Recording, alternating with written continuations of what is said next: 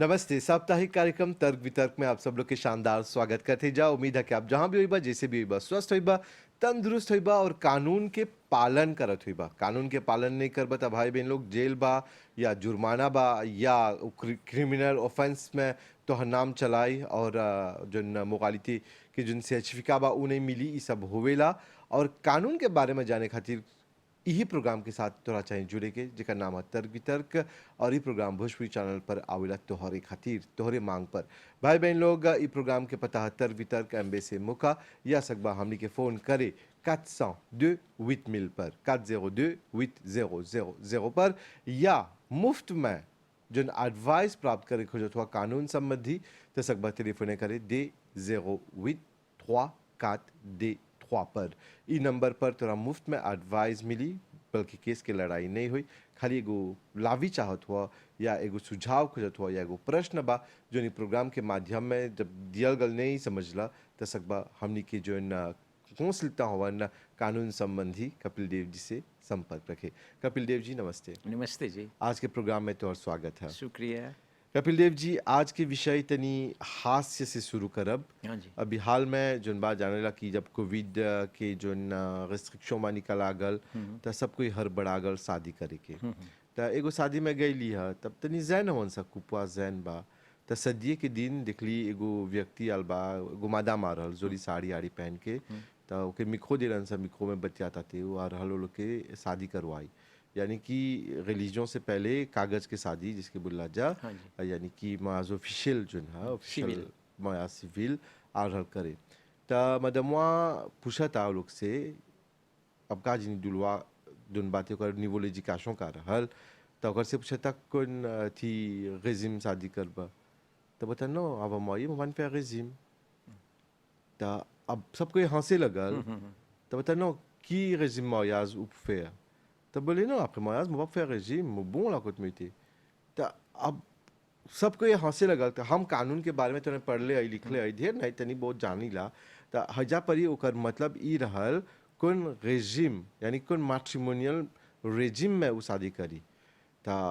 हम तो समझी ला, वो लोग हाँ नहीं जी। समझ तो वही सोचली आज वही विषय रखब जा रेजिम मैट्रिमोनियो यानी कि शादी जोन बा वो कितना प्रकार के रहेला और हर एगो प्रकार के बुझ बुझ करके समझावब जा। यानी कि आज हमली जितना कोई शादी करे जाए वो लोग के गाइड बन के गाइड करब जा कौन प्रकार के शादी चाहे करे के। लेकिन सबसे पहला सवाल तोर से ये पूछती काहे चाहना शादी करे के एगो व्यक्ति के।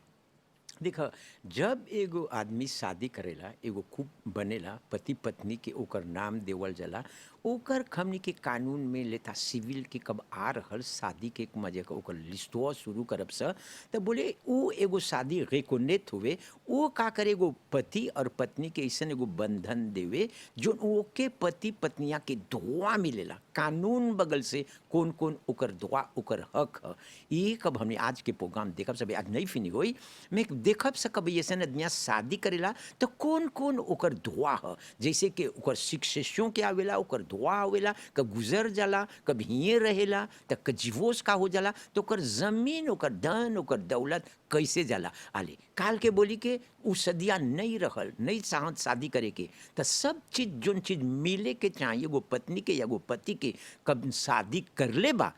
तो कोरेक बा और जे नहीं कर ले बा शादी कई देख ले रही सर कोंकीबिन जैसे हमने बोली ला सर तो कोंकीबिन के शादी नहीं है बा न रिकोनेट होएला न ओके दुआ मिलेला। तो यही से हमने बस कब एगो शादी एगो ऐसा पवित्र बंधन है। यहाँ तो देखो पापिये में भी सिविल में मारी ई रिकॉग्नाइज करेला भर देश दुनिया में कि ई लोग पति पत्नी एक हवन सर। और जब हम गई माँ सिविल की renseignement ले अभी तक कर लेने है नहीं। गई जब renseignement ले तो एगो पापिये एगो देविलन एगो गीत लेखर हाँ जी। और जोन अणमन जोन सनातन धर्म वैदिक धर्म में बतावल गल बा कौन कौन क्रिया खाल जाला हाँ। हाउ में तनी अणमन बराबर बा लिखल गल बा कि फिडेल रबा ओके रोटी कपड़ा मकान देबा दूसरा संगे गोड़ लंबा नहीं करबा इत्यादि सब बाद में बात करब जा। हाँ। लेकिन हमने के बतावा कि जोन रेजिम मैट्रिमोनियल जेके बोला जा जोन मैट्रिमोनियल रेजिम है वो कौन चीज है कानून में कौन ओकर डेफिनेशन दियल गल आले बाटे। कानून में कोई मतलब कि कौन कालते शादी करे खुजत हो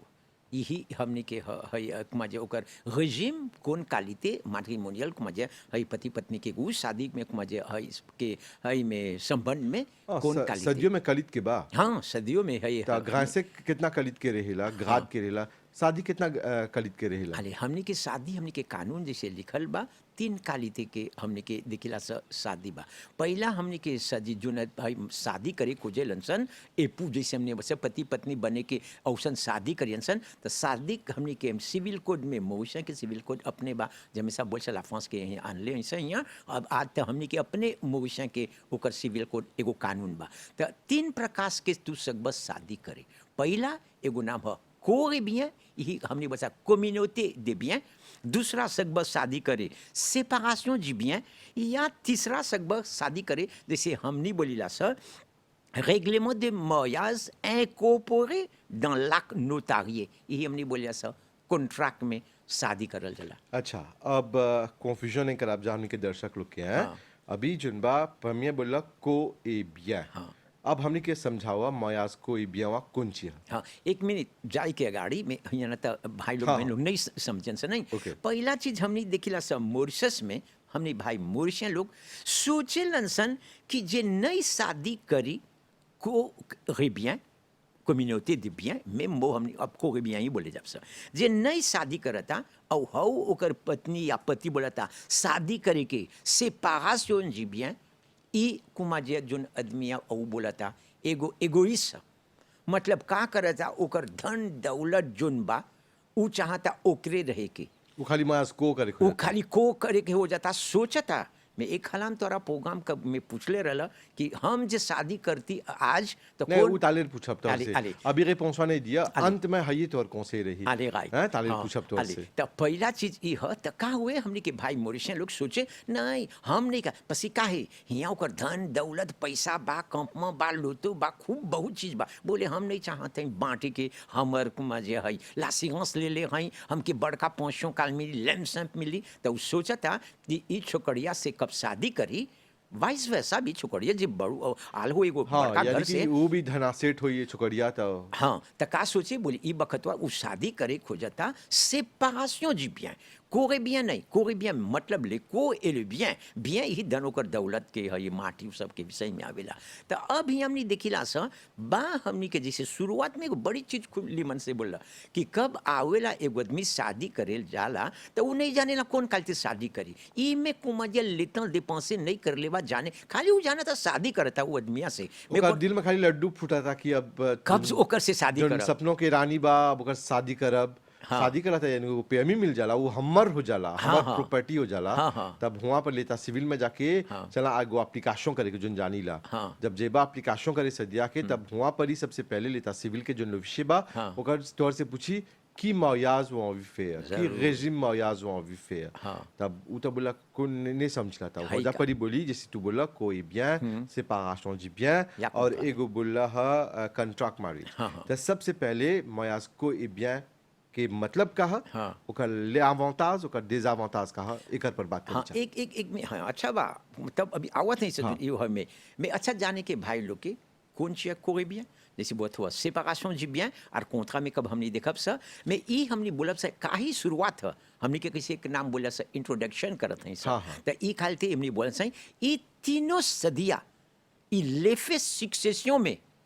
कोनो डिफरेंस नहीं बा इतना याद करे के चाहेला अबो हाँ कोनो डिफरेंस नहीं बा एक आदमी बोले ना ऐसे बाकाशों भी हमर भी देखब सा जैसे बोला ना पहला शुरू में कोनो डिफरेंस नहीं बा सक्सेशन में अच्छा। आले हाँ हम तो सोचले रही लिफे नहीं रही हाँ। जो नाम नहीं डिफरेंस में नहीं है अभी अभी देखिए यही बोला था तू शादी कर खाली लो, नाम में डिफरेंस बा खाली नाम में भी आए चला अब टुकड़ा टुकड़ा करके आले हाँ समझाई आले जा तो अब हमने देखिला सर अभी हमारे संगठन दुम्बा जाता शादी करे कौन से आले, तालिया दीप पहला सपरा चीज अभी शुरू कोई करी बिया पर समझाई हाँ, सर पहला चीज ही हमने शुरू करी सर 3 कालिते शादी बा कब गईला कैसे तू बोल रहा हम मॉरिशस में बा यहाँ कब एगो आदमी शादी करे को जाता तो सकी एगो लेता सिविल के ऑफिसिये लातंत में बोला या हॉल में जहाँ शादी करता तो ऊ ओके कुमा जे ओकर सदिया करी समा हजा पर ही सुनीला जब जब ब्यूरो लेता सिविल में शादी करे तो पैसा नहीं लगेला जब बलैबा शिवा के परिपेय करे के ना लातंत में नहीं कानून बदल गल बा हुओं पैसा लगेला अभी शादी करब एगो पैसा एगो आदमी ए पे प्रे लेता सिविल 30,000 तोरा चाहिए ये एगो नया अभी हमने आप सा आज के लिए नहीं 30,000 रुपी तोरा पे करे के चाहे हऊ छोकरिया सिपा सेवा जोन आवेला ओकरो पे ये करे के चाहेला पहले 2,000 रुपये 2,000 पे करे के वो हाँ। जमाना चल गल हमने आप से एगो ताबलो में एगो लालिस में वेबसाइट में बा जे भाई लोग के मन होई देखे कि शादी कैसे होएला हई लेता सिविल में होएला और शादी जोन होएला हई में दूसर देश से क्या यहाँ कितना हजारन लगेला अब देखो वाजे का हमरा शादी नहीं करे नहीं के तो हाँ तो बोला ना पहला शुरू अभी शादी नहीं कर ले हुआ तो देखो वाजे कर हाँ मन तो देखो आसे का नहीं तुम्हारा नहीं शादी करिए मैं एगो बोली हाँ सिर्फ शादी करके अच्छा अले तो पहला चीज आइला सर तो देखबा कैसे समझोला हिया बोला उ छोकरिया मिको लेलक अब एक्सप्लिके करता कि कोमका कौन कालते शादी करब मुझसे पा कोगे बिया सेपरेशन जीवा तो बोले मन को अच्छा बा सेपरेशन जीवा ई पहला चीज हमनी बोलती सर प्लीज प्लीज जान अपन कब शादी करत हो लिमन से कौन कालिते शादी करत हो एक नाम रेजिम मैट्रिमोनियल कौन कालिते शादी तीने कालिते बा में कौन कालिते ई में अब गईला लेता सिविल में कब बोला यहाँ तक मिक्रो में आके बतियला के ने लेता सिविल में कैसे जइब हुआ तो ऑफिस हुआ कब गईलक मजा अपन नोटिस उस दे देला शादी करे के अब तब एगो बुत पापिए उ देवेला जैसे बुत पापिए नहीं एगो पापिए देवेला वो में कौन इंस्ट्रक्शन बा पूछेला वो आदमी से सिंह करे के अगाड़ी कौन काल दे के शादी करब या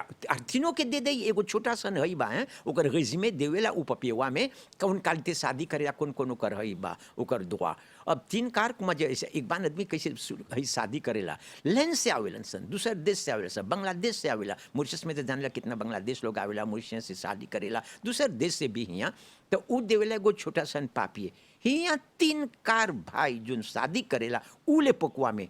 नहीं है जाने लनसन उ लोग ताजे वनसन 3 कार से छोकरी जो हिया बा या छोकरा हिया शादी करता बोले वो छोड़ देल बा उ छोकरवा तो गुंगा ओके कोई लेता सिविल में बोली ई शादी करबे उ शादी करबे 3 गो में कौन शादी कर ले बा देखबा जो ओकर परिवारवा बोला था छोकरिया के या छोकरवा के हवे। उहे हवे अब ओके बोल दे séparation du bien डाल दे तो séparation du bien हुआ लिख देवेला मैं जानने के चाहला हमनी के ई सब ही हमनी के तौर मीडियम ऐसे ये हमनी के मकसद है हमनी के उद्देश्य आज जेनेस लोग के खास तौर पे समझाई के काहे कि जानला कि ढेर कोई लालवा पड़ता मोरिस में और ये प्रोग्राम देखे के खुशी रहे जा हाँ जी। और ढेर कोई सूचित करे के मंगले वन जा लेकिन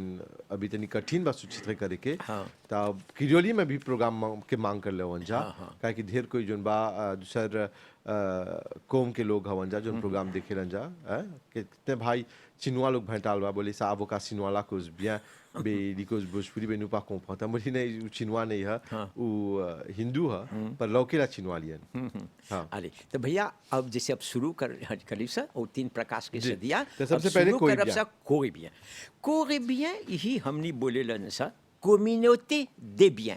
मोरिस में डाल दिल सन सब भाई लोग जाना अरे कौन कहते शादी कर ले बोले हम तो शादी करने को भी हैं मतलब ओकर लेको रोज शादी करना और ओकर धन दौलत वो शादी कर दिले हैं और कम्युनिटी दे बिया सावेजिया शादी कर ले वो ओकर जीबिया ओकर जीबिया अच्छा हैजा परी जब शादी कर ओकर जिबिया वो संग शादी कर ले हुआ अब हमके ही समझावा को और बिया बियावा के तब प्रॉपर्टी बोलिला जा अब जब कोवा शादी करला यानी कि आज से जो ओकर शरीर बा ओकर प्रॉपर्टिया हो गल नहीं ई एगो चीज गलत हमने के मॉरिशस में मजे शुरुआत से कर ले सब को ए बिया ई नहीं है चाहत ई मोको बिया हम जाने ले एगो है एगो छोकरी के खुशी रही शादी करे के तो हम दूसर से लगल कब नाचे बोला तो एक्सप्लिके करते हैं कब लगल दूसर से शादी करे तो कुमाजे और दूसर से पियता खाता हम तो नहीं पीला ना कुछ शादी नाचीला तो वो का करता उसन करता बता हम लगली तनी दिल है जालू लगली हमर प्रॉपर्टी है हाँ हमर प्रॉपर्टी है तो हम ओके बोलली हम बड़ी जोन करत हुए ठीक नहीं हमके लौकता बस एक माजे दूसर से नाचत हुए पियत हुए है तनी दिलवा दुखाता एगो चीज कोरेक नहीं बा जाने लग घुमा के हमके का बोला वो बात तो प्रॉपर्टी है हाँ बोले आई एम नॉट योर प्रॉपर्टी तो बोले हाँ वो सोच लिया वो बकत हुआ तो कैसे हमने के कानून में लिखल बा को ये बिया तन तो सोचिए को बा और बियावा दोनों हमरे है तो बोले नहीं हम you can't buy me I am not your property तब हम बोले अच्छा आज से तो यही से हम तबे से सीख लें कि कब शादी हमने के बोलीला से यही से हमने के कानून में बा में कम्युनिटी बिया नहीं लिखल बा कोई बिया ओके कम्युनिटी आलू जी तो कोई bien के नहीं सकबे एगो आदमी के मजा सोचे कि एकर शरीर हमर ह सब शरीर अपन अपन ह भैया नहीं सकबे दूसर के शरीर माटी अपन- है भैया। हाँ माटी ह जैसे आल ही सबसे जाप और से जाप से। आली तो ई कम्युनिटी दे bien जैसे हमने बान भाई मोरिशियन लोग सोचला कोई bien ई एगो सकब से बोले ई एगो patrimoine ह दू गो है सेक्शन में आवेला ई रेजिम कंपोजे होएला दू गो patrimoine में पहला चीज हमने बोलीला सा bien propre और दूसरा bien commun bien propre आ देखब साज यही आज साज कम्युनिटी है दे bien हुए नहीं सकब सब सेपरेशन में अच्छा। कले कले जाब सा हाँ तो हजा अब- परी जब बोलब जब खोप तब बोले जा कि जोन सफा रहिला हाँ। पर तोर से ये पूछती कि जोन बिया खोप के हाँ। अर्थ का है? और bien propre की मतलब ई हमर ह शादी belong से to पहले me। शादी के आगे नहीं बाद यही अभी बोलब सा जब एगो हमनी बात करीला सा एगो bien propre हमनी बोलीला सा कि ई bien propre कब एगो आदमी ई आके बोली कोई बोली ई हमर bien propre ह मतलब सब का पुनवा बोलेला सा। हाँ ये का बोले खोजता शादी के अगाड़ी और शादी के बाद उ जमीन ओकरे रही यही नाम ह bien propre तो अब- कोई बिया शादी कर लेता तो अभी हाँ, हाँ, कुछ नहीं देर भी- पहले बोला कि धन जायदाद और ई तोहर हो जाए अभी बोला था कि बिया खोप जोन बा जोन ओकर हल ओकरे रही हाँ। तो कैसे allez, अब एक्सप्लिके करिए सा एगो bien propre हमने के कानून बोलेला जब एगो आदमी एरिते करेला अरे पति पत्नी के मुंह में चलब सा कभी एगो पति या एगो पत्नी एरिते करेला एगो जमीन माँ बाप के माँ बाप की शादी करे के अगाड़ी किनले रहल किनले रहल या मावे पताज कर दे रहल नहीं जाने के उन पति के कौन मिसे से शादी करी एकरे नाम ह जीबियन प्रोप ई ओकर ह अब शादी कर लेबा कोरे बियन अब देख ई समझो का बतली तरेलवा शादी कर लेबा कोरे बियन में ओकर बियन प्रोप ओकरे रही अबो पति का में शादी के बाद डिवोर्स के बाद भी डिवोर्स उन्हें के मिली। बाद कुछ नहीं मिली पत्नियां मरियो जाए तो नहीं मिली। मरियो जाई तो के मजे ओकर मजे है जमीन मार नहीं को पताज में आप सब शिक्षण में देखब सर हाँ, हाँ। तेगो समझमत नहीं होवेला। होएला मैं हिया के लिए उ ओकर जमीन तारे देखो सर का करी ओकर जमीन से bien propre अब एक बार बा कब शादी कर ले बा तो बोली ना पताज से मिलल माँ बाप दे देलक ओके बोले जो बेटा कैसे हमर पत्नी शादी करे के हमर से आगे ओकर माँ बाप सब दे देलक ओके धन दौलत कर सर ओकर जीविया पोप ह त काल हम नहीं सकब ओकर जीविया में मजे है कुछ नहीं सकब करे माफ करिए बोलल जला हमर नाकी नहीं सकब डालू में नहीं इसलिए बोला हमने से कब ओकर धन में घुसे हाय खा बोल दे हाय सही सही है नहीं और नहीं सकबा घुसे हाँ हाँ अरे त हाँ ओकर धन ओकर शादी करे के आगे ओकर धन ह हमर में धोआ ही नहीं बा कुछे में अभी देखा बेचे किने में एक बार आदमी का होएला कब शादी करी तो उस सकी ओकर माँ बाप शिक्षियों में ओके मिली माँ बाप मर गल तो उ जमीन वहाँ कब ओकर माँ बाप से बगल मिलेला ओके पतिया शादी कर ले बा कोई बिया पतिया के कुछ नहीं बा ओकर जमीन है और शादी कर ले बा कोई बिया है और एक बार आदमी तो बोले शादी करे में नहीं जब शादी कर ली है छोकरिया के आज के अरे बाप उतना मिलियनर के इधर कंपमा लो तो घर सब ही हमारा ये एगो जमाना है ये सब नहीं आज के बाद वो सपना टूट जाए हाँ अभी हाँ प्रोग्राम के बाद? हाँ हाँ सच है अब हियाँ ओकर शिक्षियों से ओके कुमा जे मिलल और हियाँ पता से ओके मिलल ओकर माँ बाप से या है परिवार से तो उ पति के कुछ नहीं बा हियाँ अभी ओकर दुआवे नहीं बा अभी देखब सब कौन कौन दुआ एडमिनिस्ट्रेशन में उ सब में अब तीसरा कब आवेला ओकर माँ बगल से एगो डोनाशन मिलल या तू ही एगो डोनाशन दे दिल छोकरिया के मतलब डोनाशन तो जाने एगो कैसे हमनी बोले सा कादो में दे दिल एगो डोनाशन करे एगो दान दे दिल तो उ डनवा में उ डोनाशनवा में ओकर पति मेम की शादी कर ले बा कोई बिया कुछ नहीं मिली ओके बस की ओकर रहेला शादी के आगे शादी के बाद ओकर पत्निये के रही पति के कुमा जे कुछ नहीं बा उमे अब एगो दूसरा चीज और पछिला चीज देख ऐसा नहीं फिनी हुई तेस्तामा जब एगो तेस्तामा एगो विल जैसे हमने बोले से एगो वसियत तोरे से वसियत। सीख लिया हाँ कब ओकर से अब ऊ करता जे छोकरिया के एगो वसियत में कुछ मिले रहल शादी में या शादी के बाद एगो कोई के दे देले उ धनुआ या कुछ देले हो की तो उ ओकरे रही उ तेस्तामा में उ विलवा में ओकर पति के एगिछे नहीं है कुछ नहीं मिली मैं यहाँ तो शादी कर ले आदमी बोले अरे कोई भी हम के तो मिलबे करी एक बार आदमी सोचा था कि शादी कर ले बा ओके मिलबे करी नहीं तो ई में जैसे हमने देखिला सा शादी के अगाड़ी शादी के बाद कोई बिया के बाद बोलते सा दोनाशियों होई पताज होई सुक्सेशन होई एरिताज होई तेस्तामा होई जे जो आदमिया के नाम में मिल गल बा वो ओकरे रही पति या पत्नी कुछ नहीं सके कुमा जे आदमी ने सोच के देखे अब दूसरा इलसा ये bien propre का जाने ला बहुत सा आदमी कब शादी करेला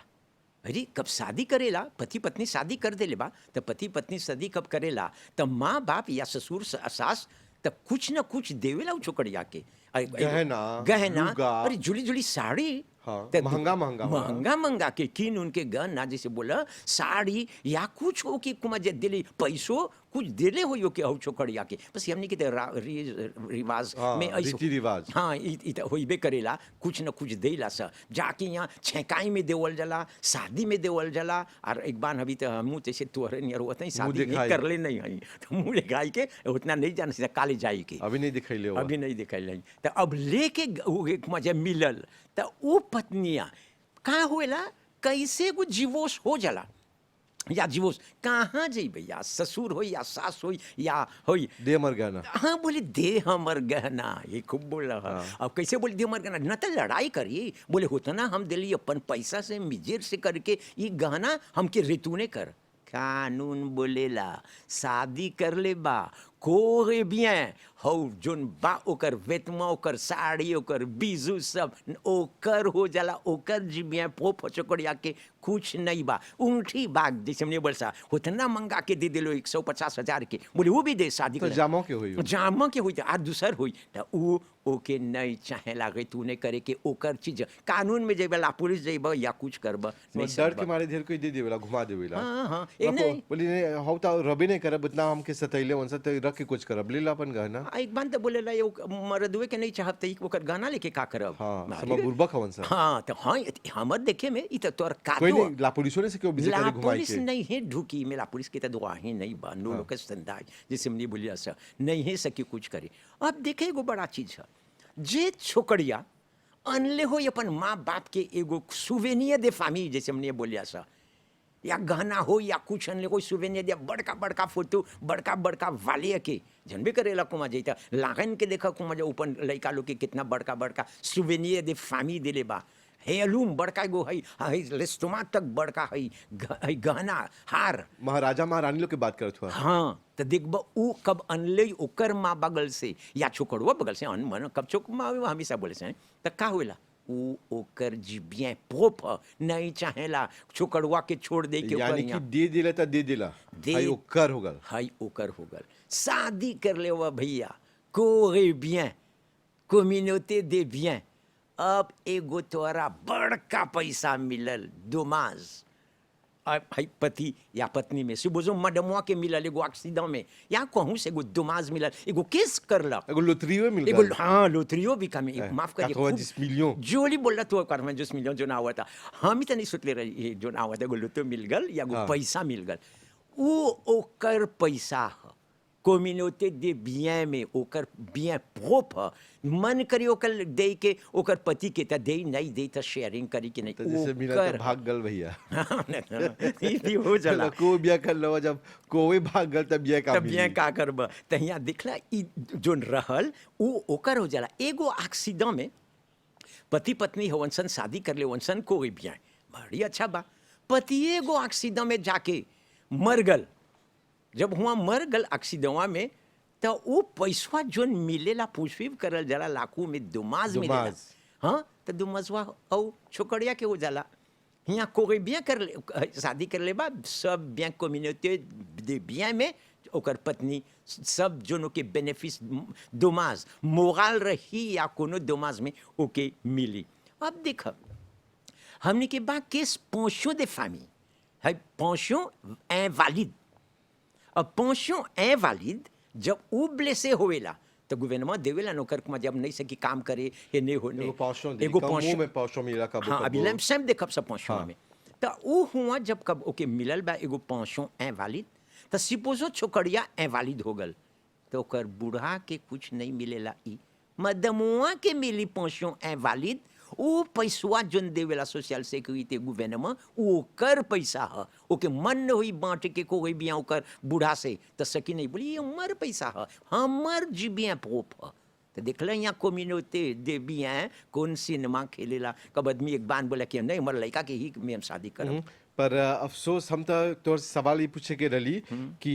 दोम भैया जब शादी करते कौन सी कौन शादी करे के पर अभी तक शुरू कर सब इंट्रोडक्शन कर सा समय हमनी के साथ छोड़ा था थे अच्छा अच्छा अब कौन से ही तो नहीं पूछा नहीं नहीं नहीं पर सकब सा एगो ची कौन से ही दे हाँ कि जब शादी करे जइब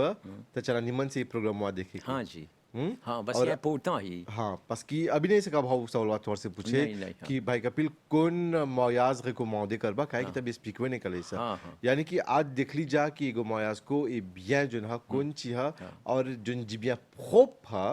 जोन कपड़ा हा गहना हा नौलखा हार हा कंगना हा ई जब तोरा दिया गल त ई एकर होल कोई नहीं सकी ओकर से ले जरूर त अभी जोन बा बिया कोमेवा त नहीं बचेली जा कर पर हाँ। आवत सप्ताह प्रोग्राम के शुरुआत करब जा ब्याह कुमें से जरूर जबकि हम जानला ब्याह कुमेवा कौन छिया लेकिन हमके दर्शक लोग नहीं जानेला नहीं। तब भाई कपिल देव जी अला कीमती समय निकाल के बहुत बहुत धन्यवाद तब भाई बहन लोग ये रहा आज के कार्यक्रम तर्क वितर्क और बात करते जा आज शादी जो मैट्रिमोनियल रेजिम है यानी कौन रेजिम में आज लोग शादी करेला कौन रेजिम में चला शादी करे के जाने खोजत हुई बा ता आवत सप्ताह काहे कि सास ससुर लोग भी प्रोग्राम दिखेला तो लड़का के कौन